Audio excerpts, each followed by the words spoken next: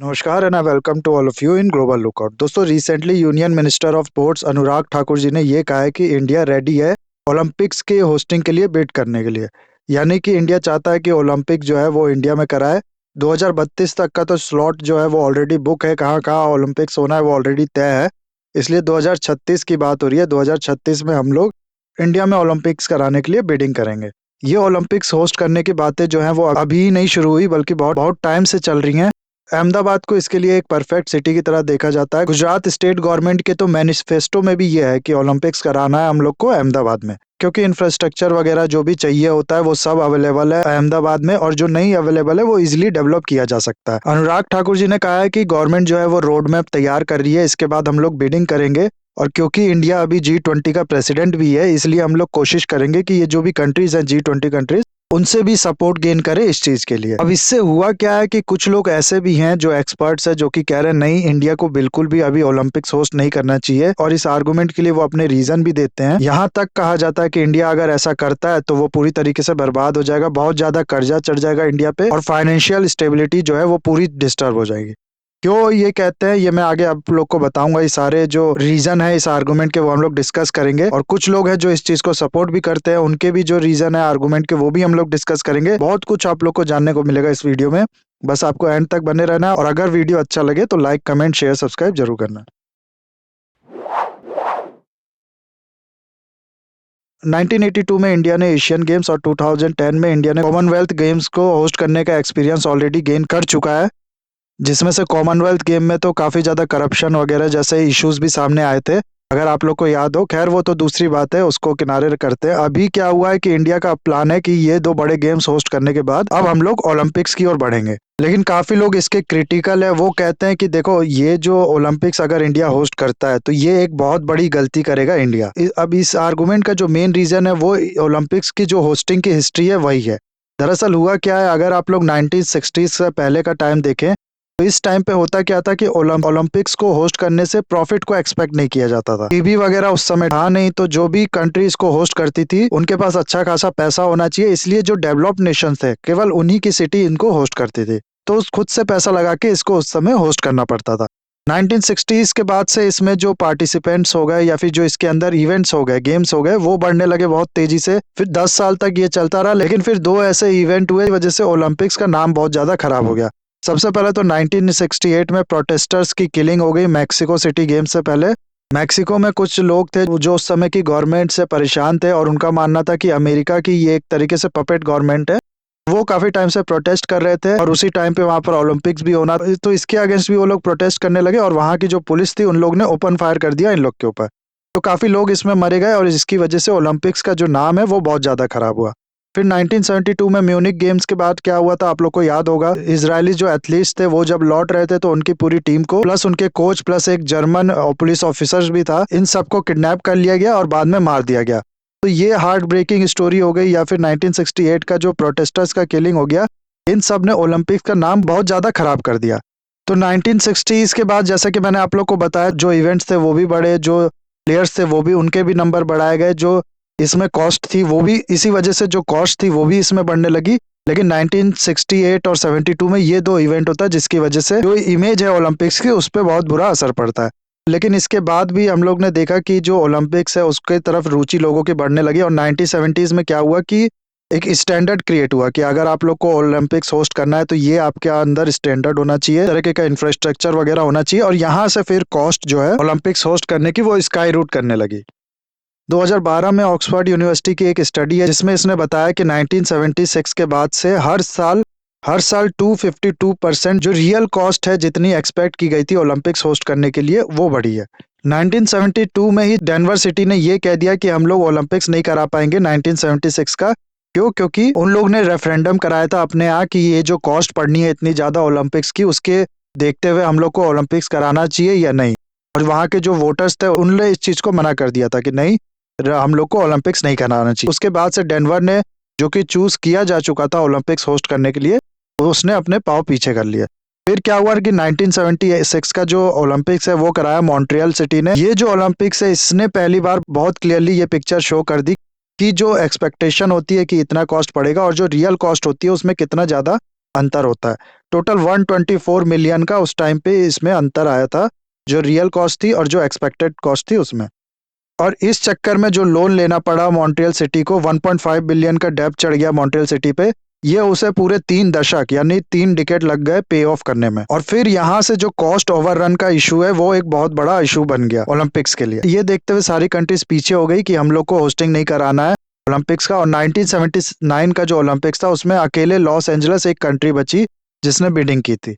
इसकी वजह से ये बिड इसको काफी ज्यादा सस्ता पड़ा और इस समय टीवी का एक्सेस भी बहुत ज़्यादा बढ़ गया, प्लस जो इंफ्रास्ट्रक्चर था लॉस एंजलिस में वो ऑलरेडी डेवलप था और जो स्टेडियम वगैरह थे वो सब उसको अलग से बनाने की जरूरत नहीं पड़ी, पहले से उसके पास जो स्टेडियम थे वो सफिशिएंट थे। इन सब रीजंस की वजह से ये जो 1979 का ओलंपिक्स है ये पहली बार वो ओलंपिक्स बना जिसने सरप्लस क्रिएट किया। 215 मिलियन का सरप्लस जनरेट किया लॉस एंजलिस सिटी ने अपने यहाँ ओलंपिक्स करा के। यहाँ से फिर दोबारा से जो इंटरेस्ट है सारी सिटीज का, सारी कंट्रीज का, वो जनरेट हुआ और फिर सब कंट्रीज बिड करने लगी, कॉम्पिटिट करने लगी अपने यहाँ ओलंपिक्स कराने के लिए। और इसके बाद क्या होता है कि ये जो कॉस्ट ओवररन का इशू है ये बहुत बड़ा इशू बन गया। आज तक ये इशू जो है वो ओलंपिक्स से जुड़ा हुआ है कि जितना एक्सपेक्ट किया जाता है कि इतनी कॉस्ट पड़ेगी हम लोग को, उससे ज्यादा का हमेशा कॉस्ट आता है ओलंपिक्स को कराने में। ये पूरी इमेज है, यहाँ पर आप लोग देख सकते हैं कितना ज़्यादा कॉस्ट ओवररन पड़ता है हर साल ओलंपिक्स कराने का। जो एवरेज है वो तो मैंने आप लोग को बता दिया ऑक्सफोर्ड की स्टडी के बारे में, 242% हर साल ज़्यादा पड़ता है एक्सपेक्टेशन से। 2004 का एथेंस का जो ओलंपिक्स था इसमें 49% कॉस्ट ओवररन पड़ा।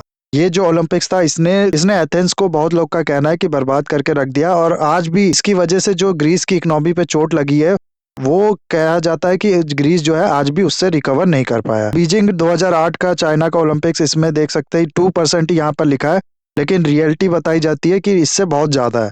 तो क्योंकि चाइना जो है वो बहुत हद तक अपना जो डाटा है वो छुपा के रखता है, इसलिए इसके बारे में कुछ भी पता नहीं है।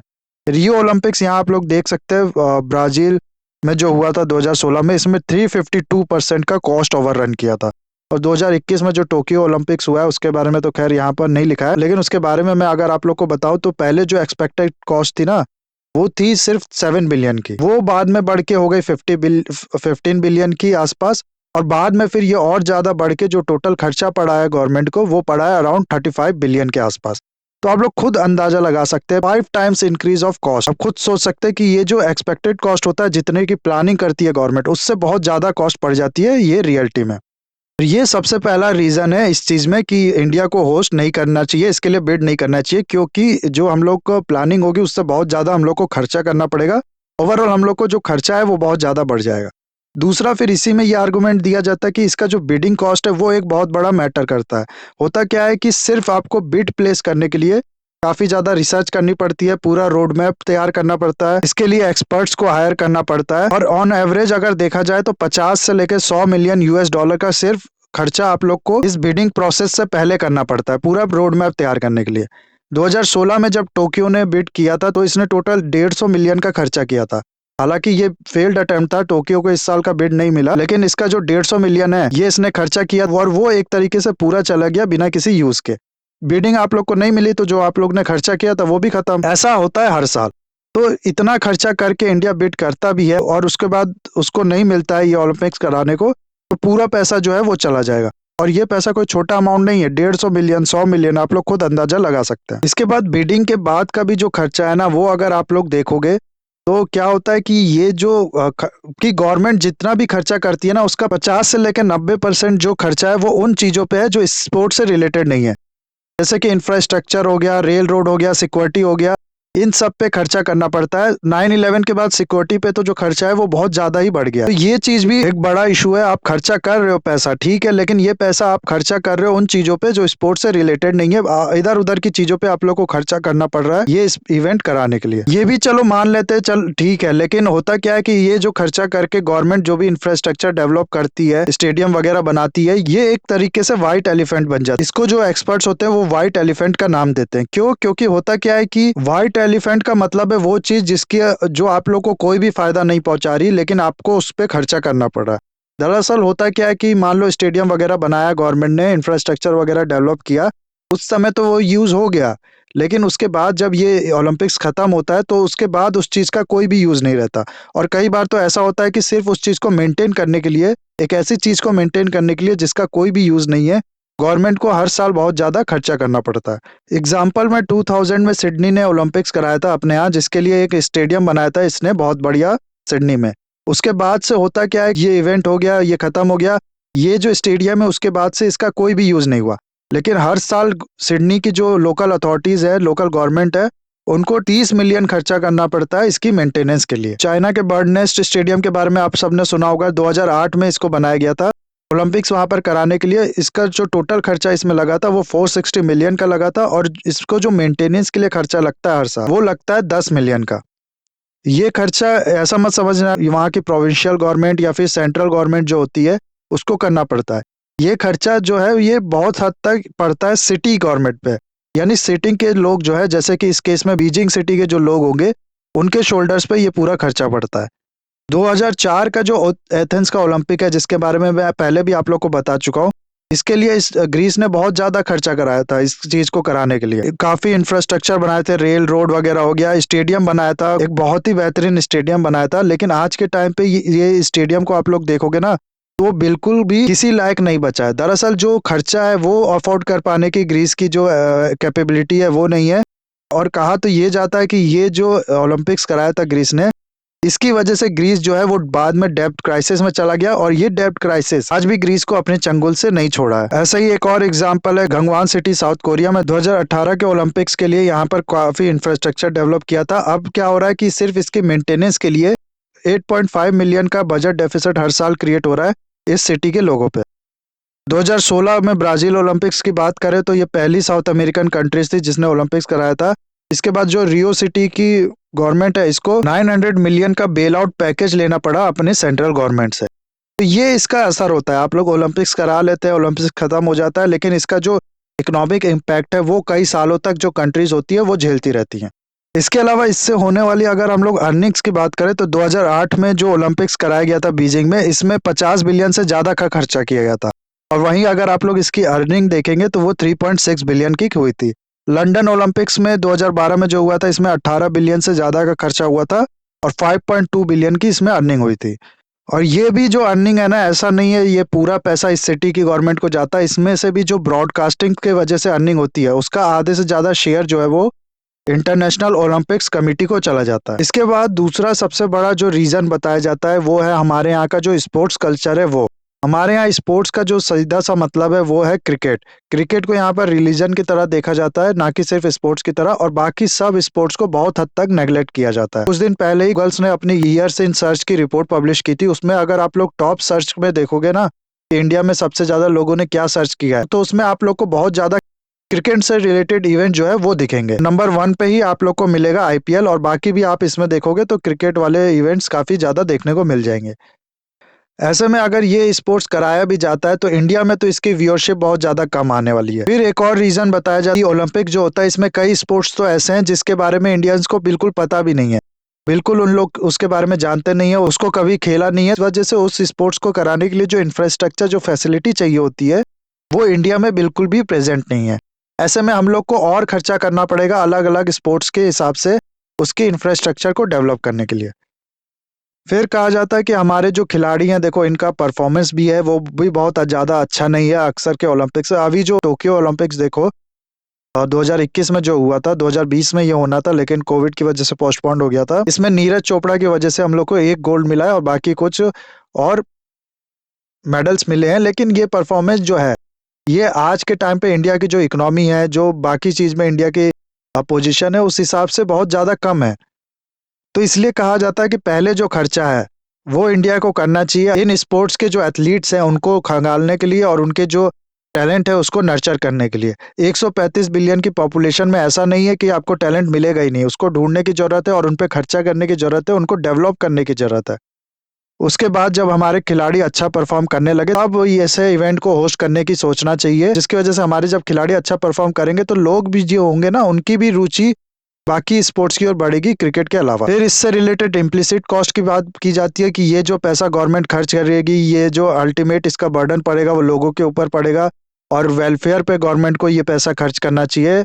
उसके बाद ये सब स्पोर्ट्स वगैरह की सोचनी चाहिए, इतने लोग भूखे मर रहे हैं, ये वो सब यहाँ पर बात की जाती है। एंड लास्ट फिर करप्शन वगैरह का जो भी बाकी तरीके का इशू है उसकी वजह से इसको मना किया जाता है कि नहीं, ये नहीं करना चाहिए। अब कुछ लोग ऐसे भी है जो इसको सपोर्ट करते हैं और इसको कहते हैं कि ओलंपिक्स इंडिया को बिल्कुल होस्ट करना चाहिए। हमारी गवर्नमेंट का तो जैसा कि मैंने आप लोग को बनाया पूरा मिशन मोड इन लोग ने खोल दिया कि नहीं, हम लोग होस्ट करेंगे। तो इसके लिए कहा यह जाता है कि इससे कंट्री की जो है वो इमेज बढ़ती है और 2035 तक इंडिया इकोनॉमिकली थर्ड नंबर पे आ जाएगा, टॉप थर्ड कंट्री बन जाएगा। अभी जो अंदाजा लगाया जाता है वो ये कि 2035-36 तक इंडिया की इकोनॉमी जो है वो 10 ट्रिलियन की हो जाएगी।